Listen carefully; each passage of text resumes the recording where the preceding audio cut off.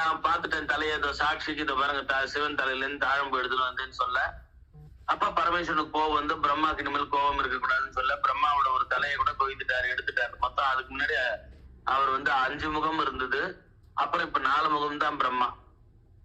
அந்த மாதிரி பண்ணிட்டார் பரமேஸ்வரன் பொய் சொன்னதுக்காக. மகாவிஷ்ணுக்கு அதுக்கப்புறம் சுதர்சன சக்கரம் கொடுத்தார் அப்படின்னு சொல்லி அவருக்கு கதையில அவர் திருவிழிமேல தன் கண்ணை கொண்டே பூஜை பண்ணார். தாமரை கண்ணன்னு பேரு கிருஷ்ணருக்கு, அதை கொண்டு பூஜை பண்ணார். அவருக்கு வந்து சுதர்சன சக்கரத்தை கொடுத்தாருன்னு அந்த ஊஸ்தல புராணம் சொல்றது. அந்த மாதிரி சிவபெருமானிடத்துல பார்வதி கூட டக்குன்னு அப்படியே உடம்புல பாதி வாங்கில டபால் மடியில ஏறி உட்காந்துருல, அந்த தபஸ் பண்ணிதான் அந்த சுவாமி கிட்ட அர்த்தநாரீஸ்வர கோலத்துல அம்பாள் நிக்கிறான்னா சிவபெருமான் ஒரு பாதி அது தபஸ் பண்ணிதான் வாங்கினான். அப்ப எதுவுமே இறைவன் நாமாவை சொல்லி இறைவனிடத்துல இறைவன் சிந்தனையில இருந்து அப்படி பண்ணி நம்ம வாழ்க்கையில ஒரு சந்தோஷத்தை அனுபவிச்சோம்னா அது நமக்கு நிம்மதியும் எப்பயுமே வந்து ஒரு நமக்கு வந்து அது ஸ்டாண்டர்டான சந்தோஷமா இருக்கும். வாழ்க்கையே வந்து எல்லாமே நமக்கு ஒரு புண்ணிய பலத்தினால்தான் ஒரு கல்யாணம் நடக்கிறது, ஒரு குழந்தை பிறக்கிறது, குழந்தைகள் நல்லபடியா குணத்தோட இருக்கிறது, படிக்கிறது, படிச்சு நல்ல பெரிய ஆளா ஆறுது, உடம்புல வியாதி இல்லாம இருக்கிறது, எல்லாமே பேசுறான் புண்ணிய பலம் தான். நம்ம சரீரத்திலே திடீர்னு ஒரு வியாதி வருது, ஸ்கின் ப்ராப்ளம் வருதுன்னு வச்சுக்கோங்க.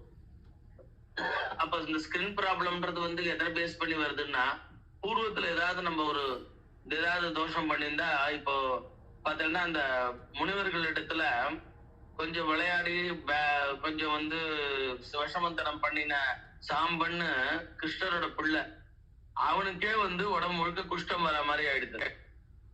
ஏன்னா அவர் கிருஷ்ணரோட பிள்ளையா இருந்தா கூட முனிவர்களிடத்துல அபவாதம் பண்ணான், அவர்கிட்ட வந்து போய் கிண்டல் கேலி பண்ணி விளையாடி பண்ணியிருக்கான்.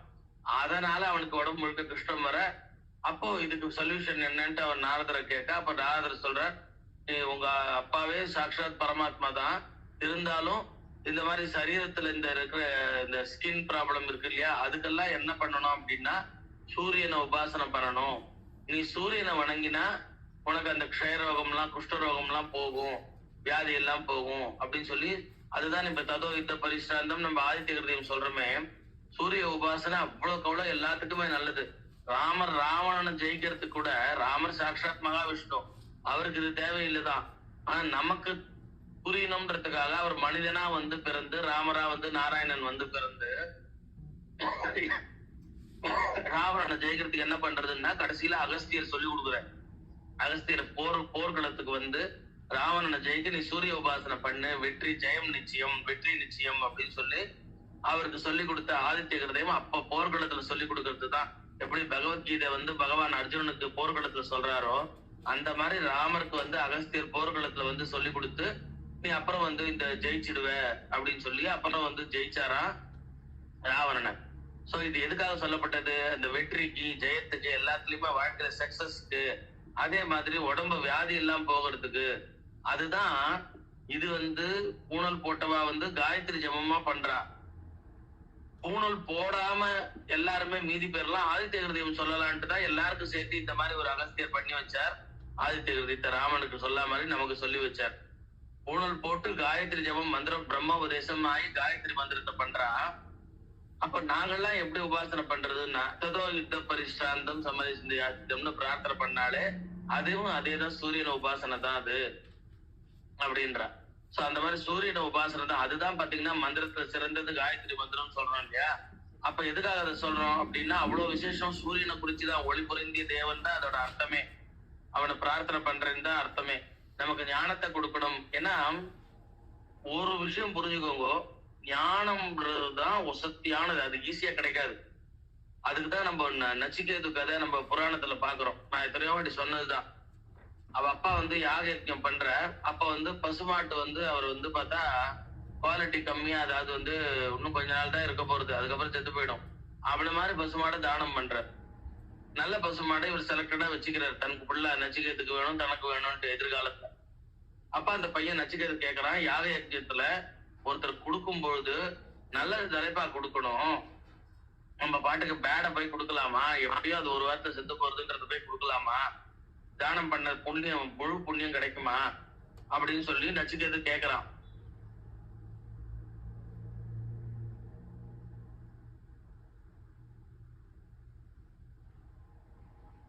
சாரி.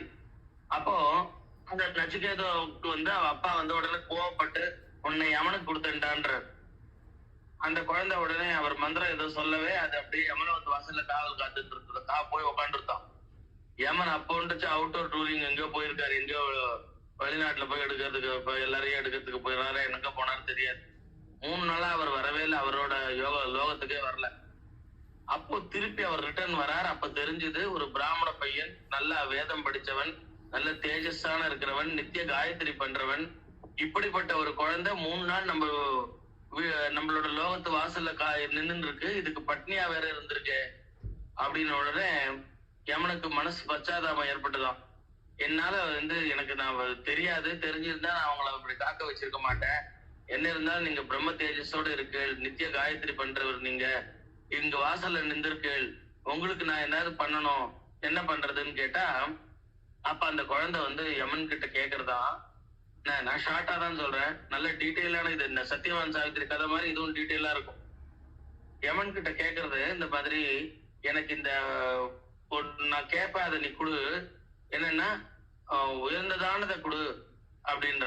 ஓ உயர்ந்ததானதா, ஒருவேளை இந்த பிள்ளை ஆசைப்படுறான் போல் இருக்கு அப்படின்னு சொல்லிட்டு, உனக்கு ஆயுசு வந்து 100ல இருந்து ஜென்ரலா ஒரு 100 சதாயுஷ்மான் பவன் அப்படின்னு எல்லாரும் ஆயுஷ்மான் பவன் சொல்றதுனால, சதாயுஷ் அப்படின்னா 100 இயர் வாழ, 100 ஆண்டு காலம் வாழ்க, நோய் நொடி இல்லாமல் வளர்கன்னு சொல்ற மாதிரி 100 ஆண்டு வாழறதுதான் சதாயுஷ்மான் சொல்லி சொல்றோம், மந்திரம் எல்லாம் சொல்றோம்.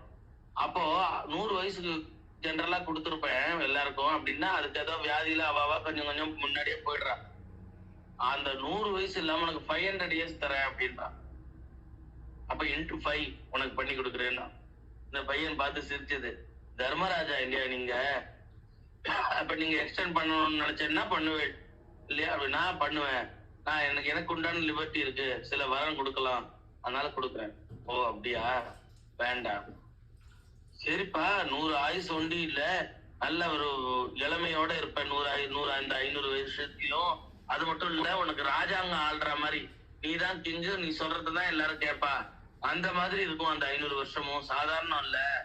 அப்படி இருந்து அது மட்டும் இல்லப்பா, நீ இளமையா இருப்பேன்னாலே என்ன அர்த்தம்னா, நல்ல என்ஜாய்மெண்ட், சந்தோஷத்தை அனுபவிக்கலாம், எல்லா போகங்களையும் அனுபவிக்கலாம், நிறைய ஸ்திரீகள் உனக்கு ஒய்ஃபா வருவா இந்த 500 வருஷத்துல, எல்லாரும் உன்னை விரும்புவா, நீ எல்லாம் சந்தோஷமாவும் இருக்கலாம், எல்லாம் எந்த குறையும் இருக்காது, உனக்கு வியாதியே வராது, நல்ல ஹாப்பியா இருக்கலாம் அப்படின்னு.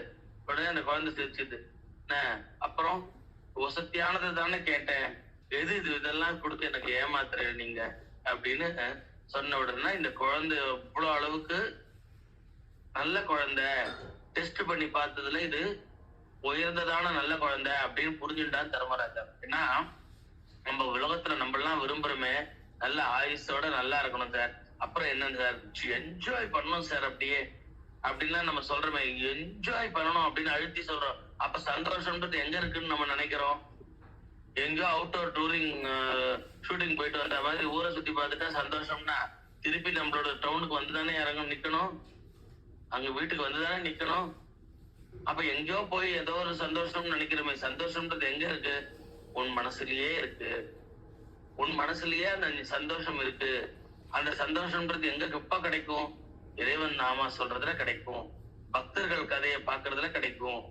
நானு போன வாரம் கூட சொன்னு நினைக்கிறேன், பட் திருப்பி சொல்றேன், நிறைய வாட்டி பாக்குறேன், நானு பார்த்ததையே பாக்குறேன், திருப்பி திருப்பி பாக்குறேன். அதாவது பெங்காலில, எனக்கு பெங்காலிலாம் தெரியாது, பெங்காலில ராமகிருஷ்ண பரமஹம்சர் பத்தி கதைகள் எப்ப எடுத்ததுன்னா, எங்க அப்பா வயசு இருக்கும், இல்ல அதுக்கும் முன்னாடியே எடுத்திருப்பான், அதெல்லாம் பாக்குறேன். அடுத்தது வந்து கிருஷ்ண சைதன்யர் பெங்காலில, அடுத்தது ராம் பிரசாத்ன்னு ஒரு பெங்காலில ஒரு பக்தர், காளி பக்தர், இதெல்லாம் கூட நான் பாக்குறேன். ஏன்னா எனக்கு நிறைய அதுல இருந்து அப்படியே நான் வந்து ராமகிருஷ்ண பரமஹம்சர் சொல்லிட்டாலே நான் நல்லா வாட்ச் பண்ணிட்டேன். நிறைய பேர் வந்து மகாபரிவாளை சொன்னா அப்படி வந்து அவளுக்கு வந்து தன்னை மறந்த நிலையில பக்தி பண்ண ஆரம்பிக்கிறா இல்லையா, அது எனக்கு ராமகிருஷ்ண பரமஹம்சர்னு சொன்னா அப்படி ஆகும். ஒவ்வொருத்தருக்கும் ஒரு குரு, அப்படி ராமகிருஷ்ண பரமஹம்சர் மகாபரிவாளே கொண்டாடினவர், மகாபரிவாளே அவர் மாதிரி பக்தி பண்ணறதுக்கு இன்னொரு ஆள் கிடையாதுன்னு சொன்னவர், அவ்வளவு சமுத்திரம் அவர், நான்லாம் குட்டஜலம்னு சொன்னவர். மகாபரிவா சமுத்திரம் தான், பட் அந்த அளவுக்கு ராமகிருஷ்ண பரமஹம்சர் மகாபரிவா வாக்குல உயர்ந்து சொன்னவர். ஏன்னா அவர் சீனியர் மோஸ்ட் இல்லையா, அவருக்கெல்லாம் முன்னாடி அம்சத்துக்குள்ள அம்சம் பரம அம்சர். அப்படி அப்படிப்பட்ட அந்த ராமகிருஷ்ண பரமசர் கதைகளோ வெறும் ஒரு வீடியோ அவரோட, அதாவது ராமகிருஷ்ண பரமசருக்கு இந்த நேச்சரை பார்த்தாலே வந்து அப்படியே தன்னை மறந்த நிலையில பக்தி பண்ண ஆரம்பிச்சிருவார். அப்படியே சமாதி நிலை எழுதிடுவார். நான் இந்த பெங்காலியில யாரோ ஒரு நடிகர் நடிச்ச படம் ராமகிருஷ்ண பரமசரா, அவர் அந்த காளி மாட்ட பண்ற பக்தியை பார்த்து நான் கலங்கி அப்படியே கண் கலங்கி வீட்டுல பார்த்தா எப்ப பாரு பெங்காலி படம் போட்டுட்டு அதுவும் பார்த்ததே திருப்பி திருப்பி பார்த்துட்டு இருக்கேன் அப்படின்னா, அந்த மாதிரி நான் வந்து அதை பார்த்து பார்த்து இன்ஜெக்ட் பண்ணிக்கிறேன், என் பக்தியை கூட்டிக்கிறேன், என் மனசுல அந்த தெய்வீகத்தை எண்ணங்களை வந்து அதிகப்படுத்திக்கிறேன்.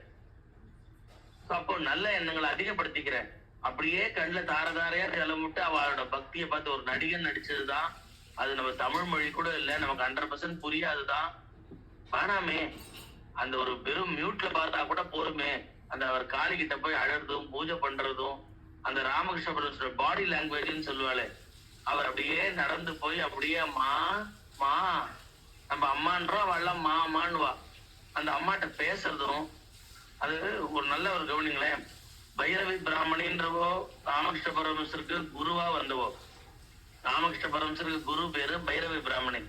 அப்புறம் பாத்தீங்கன்னா தோதாத்ரி, இவெல்லாம் ராமகிருஷ்ண ஜடாதாரி, இவ 3 பேருமே ராமகிருஷ்ண பரமஹம்சருக்கு அவளுக்கு உபதேசம் பண்ண வந்தவா. ஆனா 3 பேருமே சொல்லிட்டா, நாங்க வந்து சும்மா ஏதோ சொல்லி கொடுத்த மாதிரி சொல்லி கொடுத்தோம், நாங்கெல்லாம் பல வருஷம் தபஸ் பண்ணத இவர் 1 or 2 daysல வந்து அச்சீவ் பண்றாருன்னா, is not a normal person, இவர் வந்து டிவைன் பர்சன், காடே வந்து இறங்கி இருக்குன்னு சொல்லி அவெல்லாம் கையெடுத்து கும்பிட்டு போயிட்டே இருந்துட்டா. இப்ப அகஸ்தியர் ராமருக்கு உபதேசம் பண்ணாரு அப்படின்னா, அகஸ்தியர் வந்து ராமரோட பெரியவரா என்னன்னு சொல்லுங்க பாப்போம். ராமர் யாரு? சாக்ஷாத் ஸ்ரீமன் நாராயணன். அகஸ்தியர் தபஸ் பண்ண ஒரு ரிஷி இல்லையா, சித்தர்கள்ல முதன்மையானவர். சோ சிவபெருமான் பார்வதிக்கு கைலாச காட்சி, அவருக்கு வந்து நீ போய் தென்னாட்டுக்கு போ, என்ன இந்த உலகமே எல்லாரும் என் சிவபெருமான் இமயமலையில பார்வதி பரமேஸ்வரா கல்யாணத்துக்கு எல்லாரும் வந்துட்டா, அப்ப பேலன்சிங் இல்லாம இருக்கு, நீ சவுத் இந்தியா போன்னு சொல்லி அனுப்பிச்சவர், அங்கேருந்து உனக்கு இந்த காட்சி கல்யாண காட்சி கிடைக்கும்னு சொல்லி இவர் ஒருத்தர் போனா அத்தனை பேருக்கும் ஈக்குவல்னு சொல்ற அளவுக்கு பெரிய தபஸ்வி, பெரிய சித்தபுருஷர் அகஸ்தியர். ஆனா காடுன்னு பார்க்கும்போது ராமர் காடு இல்லையா, நாராயணனோட அம்சம். அவருக்கு இவர் உபதேசம் பண்ற மாதிரி வந்தது எதுக்காக? நமக்கெல்லாம் புரியறதுக்காக. ஏன்னா ராமர் எப்பயுமே அந்த மகரிஷிகளுக்கும் தபஸ்விகளுக்கும் ரெஸ்பெக்ட் கொடுப்பார். அப்படி வந்து ராமர் வந்து இவருக்கு வணங்கி இவர்கிட்ட அந்த ஆதித்ய தெரிஞ்சுக்கிற மாதிரி நம்ம புரிஞ்சுக்கிறோம். அகஸ்தியர் வந்து ஆதித்யத்தையும் ராமர் மூலியமா ராமருக்கு சொல்லி கொடுக்குற மாதிரிமா நமக்கு சொல்லி கொடுக்குறாரு அகஸ்தியர் ஆதித்யத்தை, எப்படி சூரியனை உபாசனை பண்ணா நமக்கு நல்லதுன்னு சொல்லி. அந்த மாதிரி இந்த ராமகிருஷ்ண பரமஹம்சருக்கு உபதேசம் பண்றதுக்கு தான் பைரவி பிராமணியும் தோதாத்திரியும் ஜடாதாரியும் வரா. ஜடாதாரி எல்லாம் வந்து ராம்லாலா எடுத்துன்னு வர, ராம்லாலான்னு குட்டி ராமர். அந்த குட்டி ராமர் ஜடாதாரி கிட்ட இருந்து அப்படியே தவழ்ந்து ராமகிருஷ்ண பரமஹம்சர்ட்ட வந்துட்டாராம். அப்ப ஜடாதாரி பார்த்தார், இவர் வந்து ஒரு நான் வச்சிருந்தது ஒரு ஸ்டோன்ல வச்சிருக்கேன், மெட்டல்ல வச்சிருக்கேன், ராமர் நித்தியப்படி பூஜை பண்றேன். ஆனா அந்த மெட்டல்ல வச்சு இந்த ராமர் தவழ்ந்து உங்ககிட்ட வராருன்னா, நீங்க அந்த ராமரும் கிருஷ்ணரும் சேர்ந்தவர் நீங்க அப்படின்னு சொல்லிட்டு போயிட்டார் ஜடாதாரி. அதான் சூப்பர் பவர் உங்களோட பக்தி, நான்லாம் உங்களுக்கு எதுவுமே சொல்லி தர வேண்டாம், உங்களோட பக்தி உங்களோட ஞானம்ன்றது எக்ஸ்ட்ராடனரி சொல்லிட்டு போயிட்டார். பைரவி பிராமணியும் அத்தனை அந்த மதுர் பாபுட்ட சொல்றா. மதுர் பாபு ராணி ராசமணியோட மாப்பிள்ள. நான் இத்தனை நாள் சொன்னதுனால அதெல்லாம் உங்களுக்கு தெரிஞ்சிருக்கும் அந்த கேரக்டர்லாம், ராமகிருஷ்ண பரமஹம்சர் கதையில வந்தவா. அந்த மதுர் பாபுட்ட சொல்றா, ஊர்ல இருக்கிற அத்தனை பண்டிதர்களையும் கூட்டுன்னு வாண்டா, சாஸ்திரங்கள் தெரிஞ்சவா, வேதம் படிச்சவா, ஸ்காலர் எல்லாரையும் அழிச்சிடுவா அப்படின்றான். அத்தனை பேரையும் மதுர் பாபு ஒரு சபை, இப்ப நம்ம மகாபரிவா அந்த மாதிரி நிறைய சபை அடிக்கடி வந்து பண்ணுவா.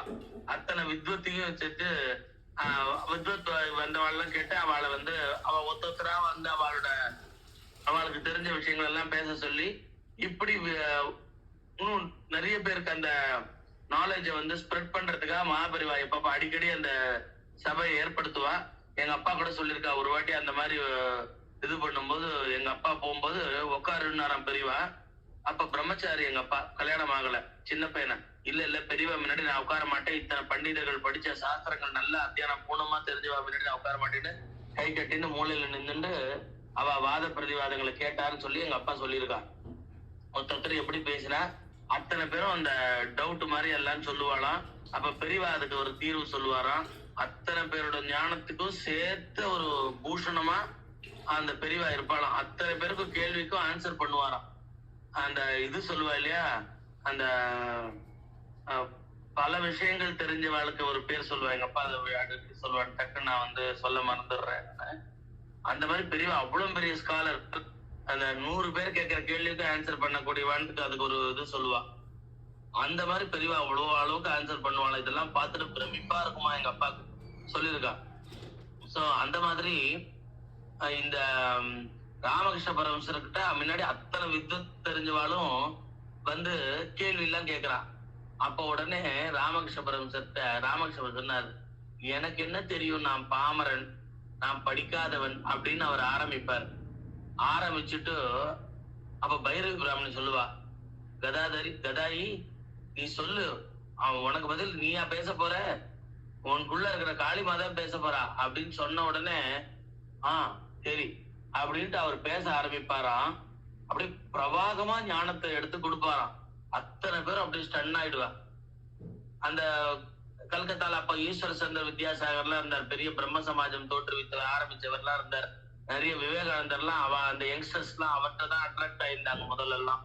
அவரே பாத்தீங்கன்னா ராமகிருஷ்ண பரமஹம்சர் தான் பெரிய ஞானின்னு சொல்லவே அப்புறம் எல்லா பசங்களும் அப்புறம் இவரை நோக்கி வர ஆரம்பிச்சாங்க. சோ அந்த மாதிரி பெரிய பெரிய லெஜெண்ட்னு அந்த மாதிரி ஸ்காலர் அத்தனை பேரும் வந்து அங்க ராமகிருஷ்ண பரமஹம்சர் முன்னாடி அத்தனை பேரும் வந்து இவர் தான் வந்து ராமர், இவர் தான் கிருஷ்ணன் சொல்லி இவரை வந்து கொண்டாடுற அளவுக்கு அந்த இடத்துல வந்து ராமகிருஷ்ண பரமஹம்சரோட அம்பாவோட ஆசீர்வாதம் அவருக்கு அப்படி பரிபூர்ணமா இருந்தது. அடுத்தது வந்து இந்த தோதாத்ரி என்ன பண்ற, அவர் சொல்ற, இல்ல இல்ல நீ காளி உபாசனம் எல்லாம் பண்ணாத, காளி ஜபம் எல்லாம் பண்ணாத, காளின்ற ஒரு மாயா, அதுக்கு மேல உன்னை வந்து சுப்ரீமா கூட்டுன்னு போறேன் நான், இதெல்லாம் இந்த ஐடியல் வர்ஷிப் இதெல்லாமே ஒரு மாயதான், நீ அதுக்கு மேல வரணும் அப்படின்றார். என்ன எங்க அம்மா மாயையா, எங்க அம்மாட்ட நான் போய் சொல்லிட்டு வரேன், இல்ல உங்ககிட்ட நான் இதெல்லாம் கத்துக்கணுமா, தாந்திரிகம் கத்துக்கணுமா, எங்க அம்மாட்ட போய் கேட்டுன்னு வரேன் அப்படின்னா.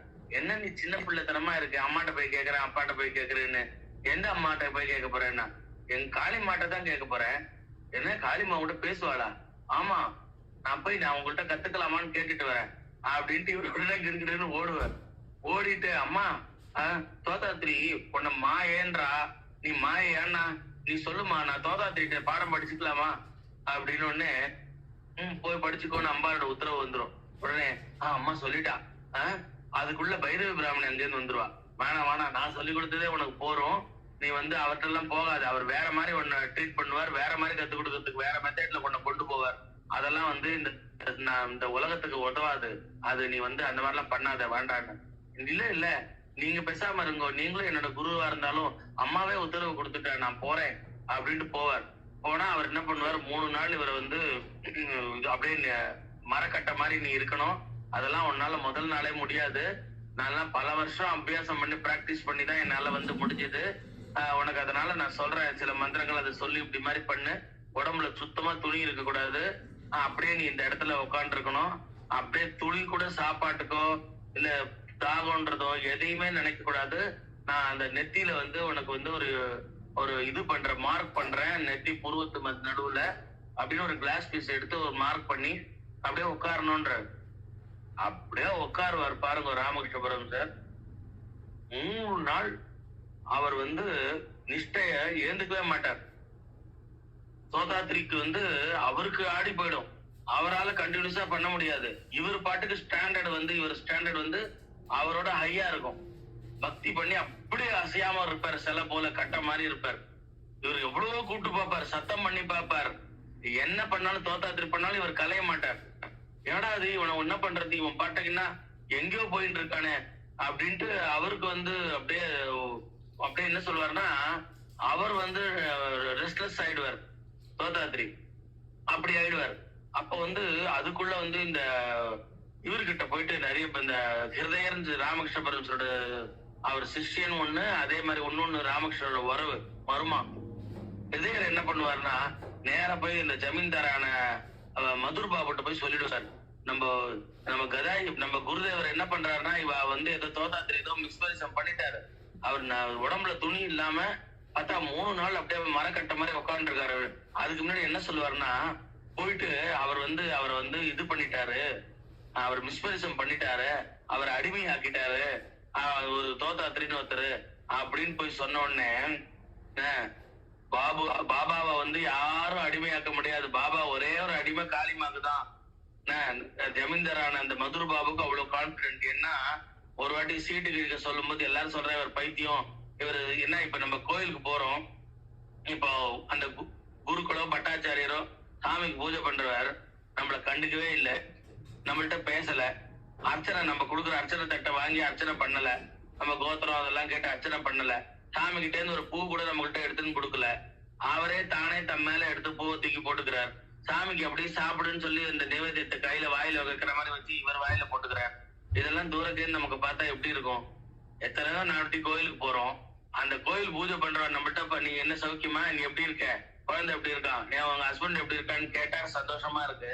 நம்மள கண்டுக்காம அவரே தம் மேல பூவை தூக்கி போட்டுட்டு அவரே சாமிக்கு நைவேத்தியம் பண்ணிட்டு வாயில எடுத்து போட்டுட்டு இருந்தா தூரத்துன்னு பாக்குற நம்மள இவரெல்லாம் கோயிலுக்கு எதுக்கு குருக்களா வந்தாரு? பப்ளிக் எல்லாம் வரவாளுக்கு வாங்கி அர்ச்சனை வாங்கி பண்றதுக்கு தானே வந்தாரு. இந்த மாதிரி பண்றாரு, இவர் கோயில் இருக்காம வேற ஆள் போட்டா நல்லா இருக்குமான்னு தானே நம்மள மாதிரி ஆசாமி நினைப்போம். நம்மளோட அறிவு அப்படிதான். அவர் நம்மள்ட்ட ஓடி வந்து பேசுறதும், நம்மள்ட்ட கொஞ்சம் பாசமா இருக்கிறதும், சாமி கிட்ட இருந்து ஒரு பூவோ ஒரு பழமோ கொண்டு வந்து நம்மள்ட்ட கொடுக்கறதும், இதெல்லாம் நம்ம பாக்கியமா நினைப்போம். சாமிக்கு போட்ட மாலை ஒண்ணும் நம்ம கையில கொடுத்துட்டான்னா அப்படியே நீ உச்சி பொழுது போயிடும். இதெல்லாம் தான் நம்மளோட சாதாரண சின்ன சின்ன குணங்கள். ஆனா ராமகிருஷ்ண பரமஹம்சர் அதுக்காக இல்ல. அவரு அந்த தெய்வத்தோட அருள் உங்க எல்லாருக்கும் வாங்கி தர. வெறும் பூஜாரி வந்து ஒரு பூவை கொடுத்துட்டாலோ பழத்தை கொடுத்துட்டாலோ சாமியே கொடுத்ததா ஆயிடுமா? அந்த தெய்வமே உங்ககிட்ட பேசணும், உன் ப்ராப்ளத்தை எல்லாம் சால்வ் பண்ணணும்னா அந்த பூஜை பண்றவர் எப்படி தெய்வத்தை அங்க வர வைக்கணும்னா வேற எந்த சிந்தனையும் இல்லாம தெய்வ சிந்தனையிலயா இருக்கணும். வரவா பரவாட்டெல்லாம் நீ சௌக்கியமா, உன் கோத்திரம் என்னன்னு சொல்லிட்டு உனக்காக இண்டிவிஜுவல் அர்ச்சனை பண்ணிட்டு இருந்தா வசதி இல்ல. நம்ம இப்ப நினைக்கிறதெல்லாம் தப்பு. நமக்கு இண்டிவிஜுவல் அர்ச்சனை பண்ணிருந்தோ நம்மள்ட்ட சாமிட்ட பூ எடுத்து கொடுத்தாலோ அதெல்லாம் ஒரு வசதி கிடையாது. அது ஒரு நிலை. ஆனா அந்த நிலைக்கு மேல உயர்ந்த நிலை ஒண்ணு இருக்கு. அது எது அப்படின்னா ராமகிருஷ்ண பரமஹம்சர் பண்ணது அந்த டைட்டி, அந்த ஒரு ஐடியல் நம்ம சொல்றோமே, சிலையோ என்னமோ சொல்றோமே, அந்த சுவாமிக்கு அங்க ஜீவன் வர வைக்கணும். அந்த சுவாமி அங்க அந்த வரவ அத்தனை பேருக்கும் அள்ளி தரணும் அனுகிரகத்தை. அப்படி அங்க பவர் வர வைக்கணும்னா அவரோட பூஜையானது முறையானது அவ்வளவு ஆத்மார்த்தமா இருக்கணும். அப்படியே நம்ம காதல ஒண்ணும் ஓம் சுமகாயனவாம் ஏகதந்தாயனவாம் கபிதாயனவாம் கடகன்னியாயனவாம் லம்போதராயனவாம் விகடாயனவாம் இப்படி எல்லாம் விரும்ப நம்ம காதல வரணும்னு சொல்லி ஒரு கத்தி விதம்னு சொல்றதோ இதெல்லாம் பண்ணா உடனே அதெல்லாம் பக்தின்னு ஆகணும்னா சரி, ஓகே, யாரையும் நம்ம கிரிட்டிசைஸ் பண்ணக்கூடாது. அது ஒரு ஸ்டேஜ் தான். அந்த ஒரு ஸ்டேஜுக்கு மேல ஒரு ஸ்டேஜ் இருக்கு. நம்ம பூஜை நம்ம வீட்டுக்கு வந்தாலே நம்ம வீட்டு சாமி வந்து அத்தனை பேருக்கு வந்து வரம் கொடுக்கணும். அப்படின்னா அந்த சுவாமி இப்ப நெமலி பாலான்னு சொல்றோம், அவ்வளவு அளவுக்கு நெமலி பாலா சக்தி எல்லாருக்கும் வந்து ஓடி போய் அந்த அனுகிரகம் பண்ற, அப்படி பண்ற இப்படி பண்றான்னு சொல்றோமே. அப்ப அந்த சுவாமிக்கு அவ பண்ண ஆத்மார்த்த பூஜை எப்படி இருக்கணும்? மகாபரிவா பூஜை பண்ணா அந்த பூஜையில தூரக்கேந்து கலந்துட்டா கூட நமக்கு எல்லா நன்மையும் ஏற்படுமே. ஏன்னா அந்த பூஜை எப்படின்னா தெய்வம் அங்க வந்து உட்காரும். அப்படி உட்கார்ந்துட்டா நம்ம தனியா போய் நம்ம ப்ராப்ளம் சொல்ல வேண்டிய தேவையே இல்லை. அத்தனை பேரோட என்னென்ன ப்ராப்ளங்களோ அத்தனையும் சால்வ் ஆயிடும். தனியா நமக்குன்னு ஒரு அர்ச்சனை கோத்திரம் சொல்லி அர்ச்சனை பண்ண வேண்டிய தேவையே இல்லை. முருகாசிரமத்துல இப்படிதான் பண்ணுவா. யாருக்குமே அர்ச்சனை பண்ண மாட்டான். இண்டிவிஜுவல் அர்ச்சனையே கிடையாது. யாருக்கும் கொண்டு போய் சாமி கிட்ட இருந்து ஒரு பூ, இது வரைக்கும் நான் இத்தனை வாட்டி முருகாசிரமத்துல போயிருக்கேன், ஒரு பூ முருகன் பூ நான் வாங்கிட்டது இல்லை. ஏன்னா கொடுக்கவே மாட்டான், யாருக்கும் கிடையாது. முருகன் அருள் உங்களுக்கு உண்டு. அந்த முருகன் கருண முருகன். உன் ப்ராப்ளம் எல்லாம் சால்வ் ஆயிடும் அவன்கிட்ட வந்தாலே. அங்க அந்த மாதிரி பக்தி தான். சோ ராமகிருஷ்ண பரமஹம்சரோட பக்தி அவ்வளோ எக்ஸ்ட்ராடினரி. நம்மள மாதிரி சாதாரண ஆளால அதை புரிஞ்சிக்கவே முடியாது. அந்த காலத்துல அவரை நேர பார்த்தாலே புரிஞ்சுக்கல. நம்மளாம் வெறும் நம்மளை பார்த்துட்டு சாமி கிட்ட இருந்து ஒரு மாலை எடுத்துன்னு தர குருக்குள்ள தான் நம்ம விரும்புறோம். அந்த மாதிரி பட்டாச்சாரியர்களோ குருக்குள்ளோ இருந்தா தான் நமக்கு பிடிக்கும். நம்மளை பார்த்து சௌக்கியமான்னு சொல்றதோ, இன்னைக்கு நான் வந்து பிசினஸ் நல்லா ஆகணும்னு நினைச்சேன், நான் ஏதோ ஒரு பேப்பரை கொண்டு போய் கொடுத்தேன், அது சாமி கிட்ட வச்சு எனக்கு விபூதியோ குங்குமோ அதுல போட்டு கொடுத்தாரு, இல்ல அதை தொட்டு கொடுத்தாரு, சாமி பார்த்து வச்சு கொடுத்து, இந்த மாதிரி ஆசாமி தான் நம்ம லைக் பண்ணுவோம். காரணம் என்ன? நம்மளோட தேவைகள்ன்றது, நம்மளோட பக்குவம்ன்றது லோ லெவல்ல இருக்கு. உயர்ந்ததானது எப்படின்னா, இதெல்லாம் எதுவுமே பண்ண வேண்டாம், அந்த தெய்வத்துக்கிட்ட அவ அந்த சாங்கித்யம் வர வச்சுட்டாலே அந்த தெய்வத்தோட கடாட்சத்தால அத்தனை பேருக்கும் நன்மை ஏற்படும். இத பண்ணார் ராமகிருஷ்ண பரமஹம்சர். அந்த தெய்வத்துக்கு சுவாசம் வர வச்சார். அந்த பிரதிஷ்டை பண்ண அந்த தெய்வத்துக்கு அந்த கல் சிலையா தானே பிரதிஷ்டை பண்ணிருக்கா, மந்திரம் சொல்லி தானே அதுக்கு அந்த சாங்கித்யம் வர வைக்கிறா. இவரோட பக்தியினால அந்த அம்பாளுக்கு மூச்சு காற்றே வந்துதான், சுவாசம் போயிட்டு போயிட்டு வந்துதான் மனுஷா மாதிரி. அந்த அளவுக்கு தெய்வ சாங்கியத்தை வர வச்சார் இவர் பக்தி. அதனாலதானே உலகம் முழுக்க அவர் ராமகிருஷ்ண பரமஹம்சர் எல்லாரும் கொண்டாடுறா, அவரோட பக்தினால தானே. அப்போ அது வித்தியாசமா தான் இருக்கும், நம்ம புரிஞ்சுக்கிற அளவுல இருக்காது, நம்ம லெவல்ல இல்ல, அது எக்ஸ்ட்ராடினரி லெவல், உயர்ந்த லெவல். அத எப்ப பாம்பின் கால் பாம்பரியும்னு அந்த பக்திய ஸ்வீட் பண்ணவாளுக்கு தான் அதை பிடிக்குமே தவிர, இல்லாட்டி நான் கூட சாமி கிட்ட போனா ஏதோ ஒண்ணு வேண்டிட்டு போனா அம்பாட்ட இருந்து ஒரு பூ விழணும்னு எதிர்பார்ப்போம்.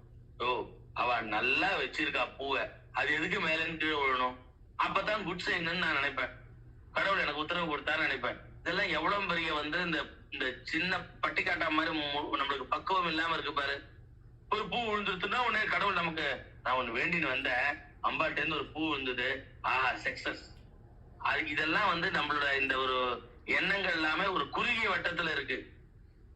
இதுக்கு மேல ஒரு உயர்ந்தது இருக்கு.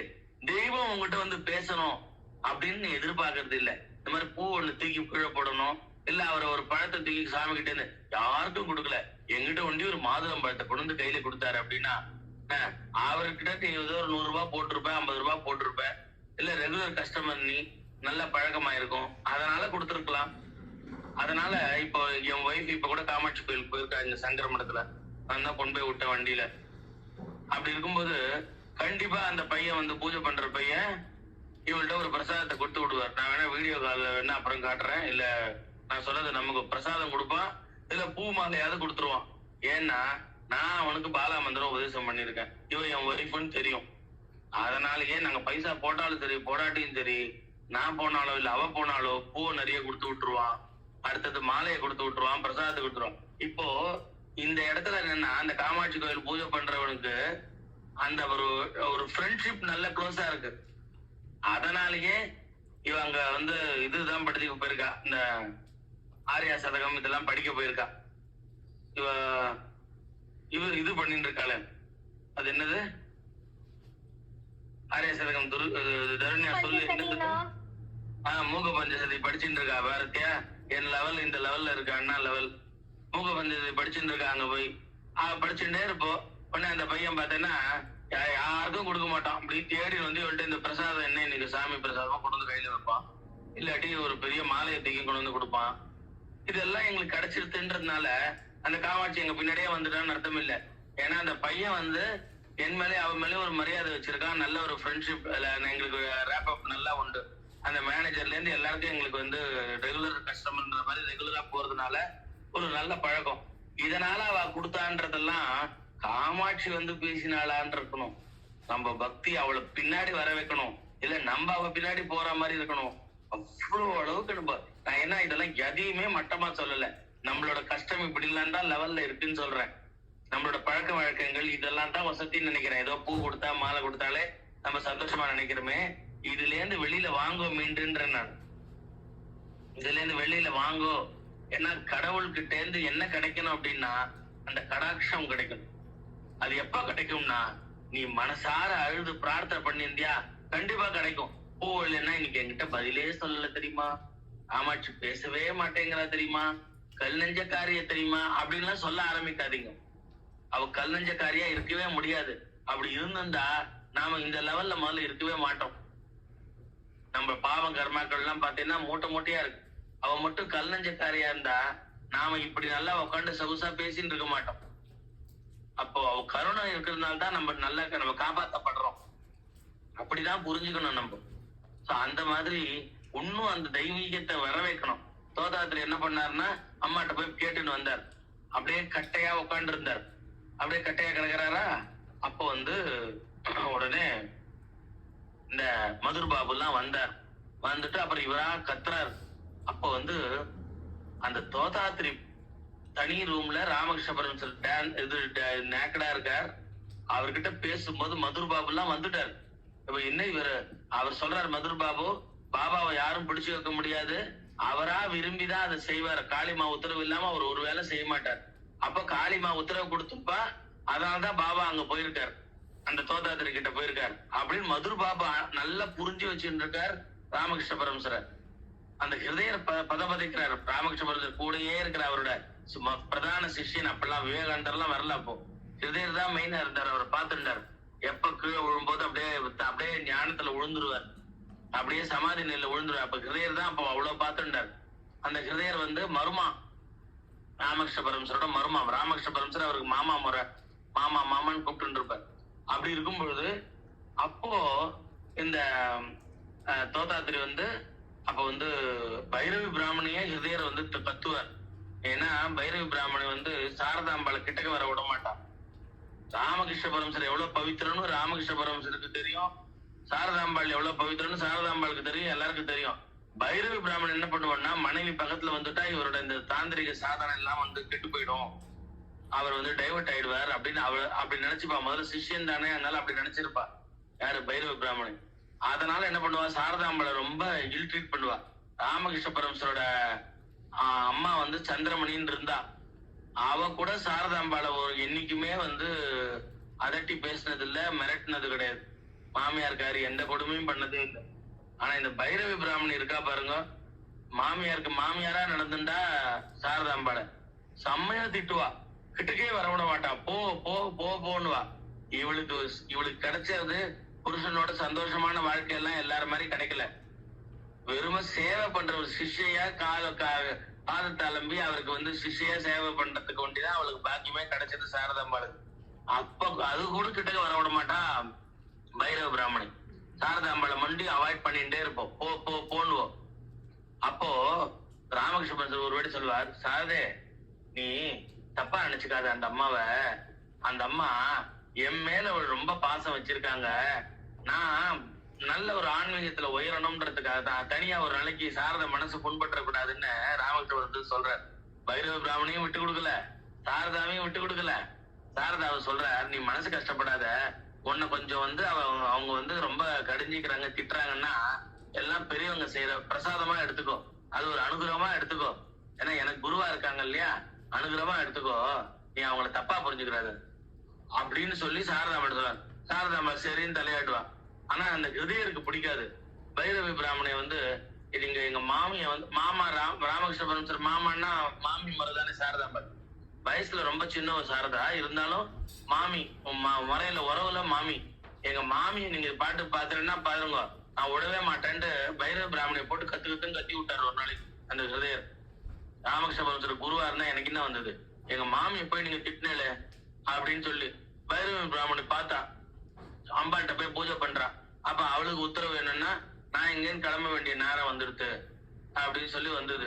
உடனே ஹிருதயத்தை, சாரிப்பா உங்க மாமியை கட்டினது தப்புதான், அம்பாளே என்ன இங்க இருந்து கிளம்புன்னு சொல்றேன், நான் வந்து இத்தனை நாள் சொல்லி கொடுத்துட்டேன், அவர் எல்லாம் அச்சீவ் பண்ணிட்டார், அவர் பெரிய ஞானி, அவர் தான் தெய்வமே, நான் கிளம்புறேன் அப்படின்ட்டு ராமகிருஷ்ண பரமஹம்சர் வந்து கிளம்புறேன் அப்படின்னா.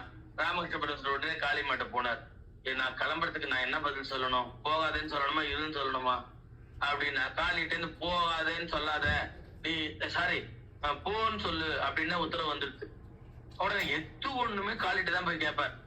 எனக்கு பை நேச்சராவே இது பழகிட்டுன்னு எனக்கும் சந்தோஷமா இருக்கு. சின்ன வயசுல இருந்தே ராமகிருஷ்ண பரமஹம்சர் கதையை கேட்டு கேட்டு பழக்கமா. சின்ன விஷயம் இப்ப நீங்க ஏதாவது சொன்னதுன்னு வச்சுக்கோங்களேன், அம்மா அம்மா இந்த மாதிரி சொல்றாமா இவா, இது என்னம்மா அது அப்படின்னு நான் கேட்பேன். எனக்கு அது அப்படியே அவர் அது என்னன்னா, எங்க அப்பாவுக்கு சின்ன வயசுல ராமகிருஷ்ண பரமஹம்சர்னா ரொம்ப பிடிக்கும்னு அவர் புக்கெல்லாம் வாங்கி வச்சுட்டா. ஏதோ குழந்தை நான் இப்படி அப்படி பரட்டி இருப்பேனா இல்ல என்னன்னு தெரியாது, அது எனக்கு அப்படியே உள்வாங்கி ஒரு விஷயமே காளிமாட்ட பேசாம என்னால இருக்கவே முடியும். அது வந்து என்ன இன்பார்ன் நேச்சரா போயிடுத்தது, என்னால பேசாம இருக்க முடியாது.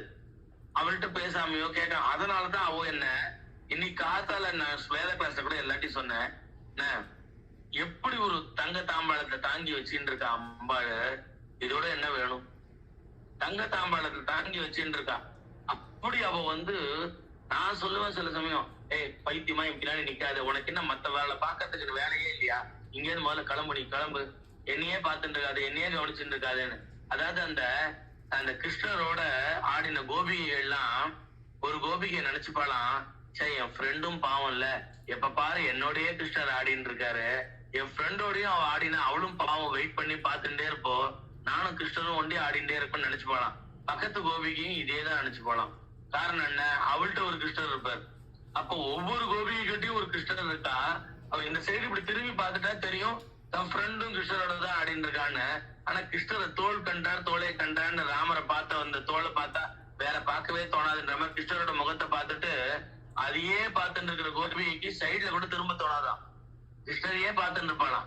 அப்ப என்னோடயே இவர் இருக்காரு, மத்தவாளுக்கு வேண்டாமா இவருன்ட்டு தன் ஃப்ரெண்டு மேல ஒரு பச்சாதாபம் வருமா.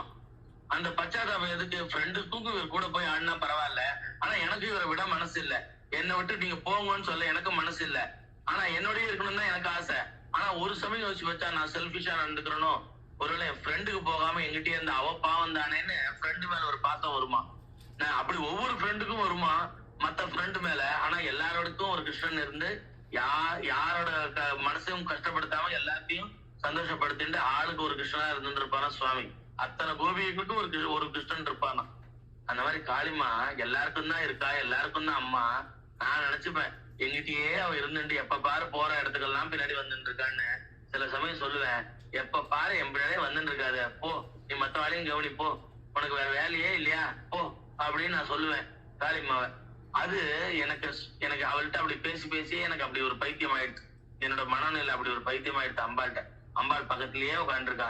திடீர்னு ராத்திரி தூக்கம் எழுந்துட்டு பாத்ரூம் போறதுக்கு நடுராத்திரி கூட நான் எழுந்து வருவேன். அப்ப வரும்பொழுது அப்ப உடனே காளிமாட்ட, இன்னும் முழிச்சுட்டு இருக்க நீ, உனக்கு தூக்கமே வராதா பாரு, நான் உன்கிட்ட அப்புறம் சண்டை பிடிப்பேன். காத்தால நான் சீக்கிரம் டிடி போ எழுந்துக்கணும், திருப்பி நான் போயிட்டு படுத்த உடனே தூக்கம் வரணும், எனக்கு தூக்கம் வராம இருந்தா பாரு அப்படின்னு ஒரு வம்பு பண்ணுவேன், சண்டை பிடிப்பேன். நான் தூக்கம் பாத்ரூம் வந்து ஏந்து வந்ததுக்கெல்லாம் காளிமாவதான் ஜவாப்தாரியான்னா காளிமாட சண்டை பிடிப்பேன். நான் போய் இப்ப திருப்பி படுத்துப்பேன், எனக்கு தூக்கம் வந்துடணும் ஞாபகம் வச்சுக்கோ அப்படின்னு சொல்லுவேன். சரிடா குழந்தைன்னு சொல்லுவா போல இருக்கு. உடனே திருப்பி தூங்கிடுவேன். ஏன்னா டிடிடி போறது காத்தால சீக்கிரம் ஏந்துக்கணும். நடுராத்திரி ஏந்துட்டு அப்புறம் தூக்கம் வராம இருந்தேன்னா அது ஒரு மாதிரி ரெஸ்ட்லெஸ் ஆயிடும். காத்தால எங்க அப்பா வந்து எழுப்பும் போது என்ன இப்பயும் அலாரம் வச்சா கூட எங்க அப்பா வந்து எழுப்பின்னு இருக்காரு. இன்னும் குழந்தையாவே நான் இருந்துட்டு இருக்கேன். அவர் அப்பா ரூபத்துல வந்து அவ பாத்துக்கிறாளோ இல்ல அம்மா ரூபத்துல வந்து பாத்துக்கிறா, எல்லா சந்தர்ப்பத்திலயும் துணையா இருக்கா. அது அந்த அவளோட லவ் சுவைக்கும் பொழுது, அம்மாவோட லவ் என் மேல வச்சிருக்கிறத சுவைக்கும் பொழுது எனக்கு நான் பெரிய பணக்காரனா இருக்கேன், உலகத்திலேயே பெரிய சந்தோஷக்காரனா இருக்கேன். அம்மாவோட லவ் நான் சுவைக்கிறேன், என் மேல வச்சிருக்க அவ லவ் வேண்ட பக்ஷம். அதை நான் பார்த்துட்டு சந்தோஷப்படுறேன். தாய் இவ்வளவு வந்து ப்ரொடக்ட் பண்ணி அந்த குட்டி குஞ்சுகளை வந்து அந்த கோழி குஞ்சுகள் எல்லாம் வந்து அடக்காக்குற மாதிரி என்ன அடக்காத்துட்டே இருக்காளே, துணையா இருக்காளே. ஜெகதம்பா படமஸ்துன்னு சொல்லுவாள் அந்த ஜெகதம்மா.